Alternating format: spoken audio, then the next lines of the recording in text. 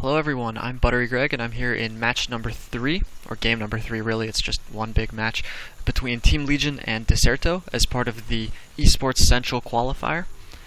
And currently Matty's on a hot streak, he's up 2-0. So we've got Matty spawning in the top left as the blue Terran, he's changed his color slightly from last time. And we've got JimRiSiNg spawning as the pink Zerg in the top left. Sorry, I said Matty's in the top right. I need to learn my directions.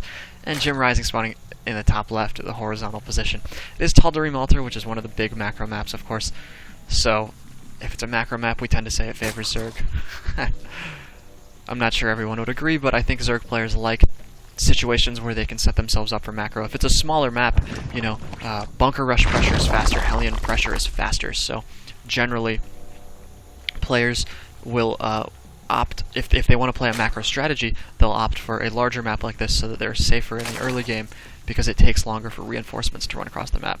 Of course, proxy structures kind of negate that, but we will see what exactly Matty does.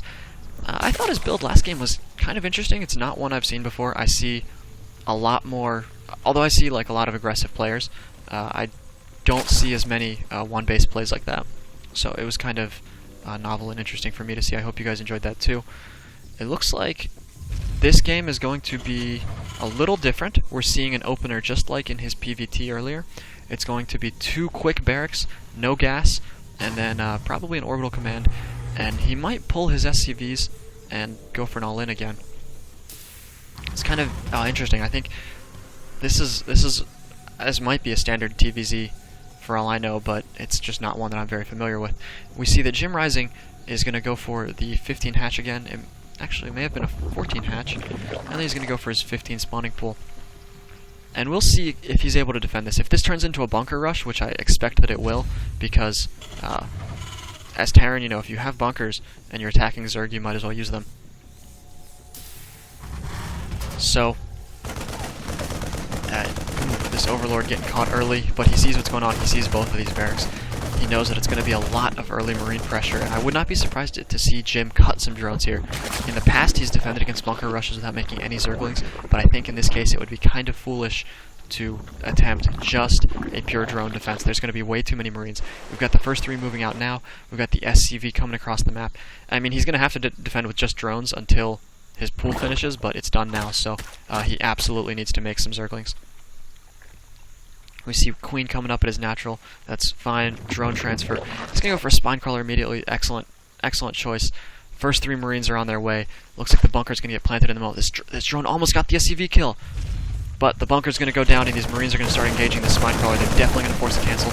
Jim's going to be forced to pull all of his drones. And I'm curious to see how he's going to handle this. He's got his first lings out. He's got 2 more lings coming in. We've got 4 SCVs here. This is huge. This means if this SCV gets sniped, he's definitely going to be able to just pop in another SCV and repair. One thing I'm a little surprised about is he could repair this bunker while it's being built and build it even faster. Looks like Jim's going to pull all of his drones. A very good move. But his lings go down. Oh no, he's focusing the bunker.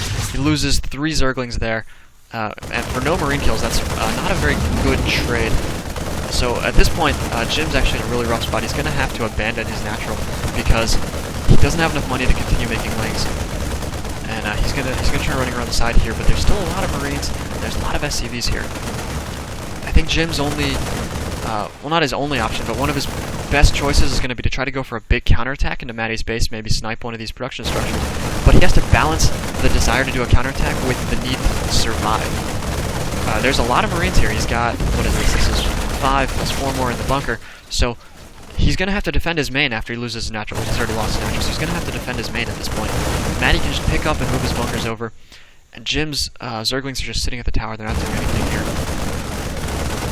Matty, to my surprise, is actually just bunkering up here at the natural. He's not moving forward with this. It's kind of interesting. He's very nice. He's taken the opportunity to throw down a command center behind this, and he's going to transition into a standard, more economic macro mid-game. I think this could be considered a little bit of a cheesy opener, but it has definitely proven effective. It definitely punished Jim for going for a very quick hatchery. And now the tables have completely turned. Generally, Zerg would be on a 2-base to 1 situation, but we see that Terran is actually up a base. Well, he's taking a base, of course, but Zerg not having this natural expansion is huge. You know, there was There was a time when we saw a lot of one-base plays out of Zerg, but those days are, I believe, long gone. We've seen some pretty effective ways to deal with one-base strategies out of Zerg, and with this many bunkers and this many Marines, I don't foresee a pure Zergling army breaking out of this contain. Jim's going to have to come up with something really crazy to break free. He is going to prevent that bunker from going up due to the spine crawler. Very good positioning there. But he's going to be in trouble if he wants to break this contain. I'm a little bit surprised that he hasn't countered with these Zerglings. I think that he definitely should have applied pressure. It's too late at this point. There's a lot of Marines here, but earlier he could have put pressure. He could have forced Matty to multitask during his attack, and he could have maybe, you know, sniped a depot, sniped a barracks. Could have just, if these depots were down, he could have gone for a run by and gotten some of these SCVs. The possibilities were certainly there, but I think now he's going to be in a lot of trouble. However, he does have a couple more Zerglings. He's actually mining a lot of gas, and he's put down a roach warren, so we're going to see some roaches come out soon, although he doesn't have any in production yet. And it looks like he's going to have to prepare for a big bus, and then, because Terran has been so far ahead by getting this expansion up, he's got 2 orbital commands, he's got tons of income. Here comes the bus. Jim's going to have to transition into something kind of like an all-in after this, because he's going to need to continue the push forward. He takes one bunker down. Look at this, he's got so many backup bunkers. Second bunker's going to fall. There's 7 Marines left. And, I mean, you know, Jim lost a queen, he lost a bunch of Zerglings, and he really was not able to retake his natural, so he's going to be in a very difficult spot moving forward. He's finally going to transition into a Baneling nest. I think that this would have been useful a little bit earlier, perhaps more useful than the Roaches. Roaches, of course, are good against Marines, but so are Banelings. Banelings are also against Roaches. This has to be the most annoying thing ever. Once you start burrowing a spine crawler, you can't cancel it. At least I believe you can't. I believe it was a patch note that said you can't. So with these Roaches out, Jim is finally going to be able to break free of this contain. He'll lose all of his Zerglings. He's actually going to take a lot of damage. He needs to micro these Roaches back. He doesn't want to lose one of these Roaches. One goes down, second Roach goes down. He snipes the bunker, but this is still a lot of Marines. They're going to focus down the Roaches. And I think Jim's lost a lot of units. With a little bit of micro, he may not have needed to lose quite as many sections. Look at his Roaches. There's still 4 Marines alive. Matty's been massing up Marines this entire time. He's got combat shield. He's gotten his second barracks. He's got his tech lab, of course. He got combat shield earlier, like I said. He's getting stim. He's getting that factory with a tech lab of all choices, and he's getting a starport. So once he gets these medevacs out, he's going to start doing drops. And Jim only on 1 base of income. He's taken his natural again. Doesn't have a layer tech. He's not going to be able. He's not going to be able to deal with air from Matty. Sorry, I get confused when I speak too quickly. He's not going to be able to deal with air pressure because he won't have Mutalisks for quite some time. He's going to be stuck on this sort of Roach-Ling Tier 1 build, and as we all know, Roaches cannot shoot air. So, we've got Matty with nearly double Jim's food, and he's going to move out with a very strong Marine Marauder push. This is an excellent follow-up. He's been on 2 bases, he's been macroing, so he can definitely afford to. I mean, worst case, he can afford to throw all this away and still be ahead. Best case, he's going to kill this hatchery again. He arrives just in time that Jim's unable to cancel this. So at this point, he's cost Jim 600 minerals on destroyed naturals. And Jim's morphing a lot of Banelings here. He's morphing, how many is this? He's morphing 12 Banelings, but Marauders are quite resistant to Banelings, so he's going to need to pick up all these Marines, which he might be able to do. Very nice Marine splitting. Wow.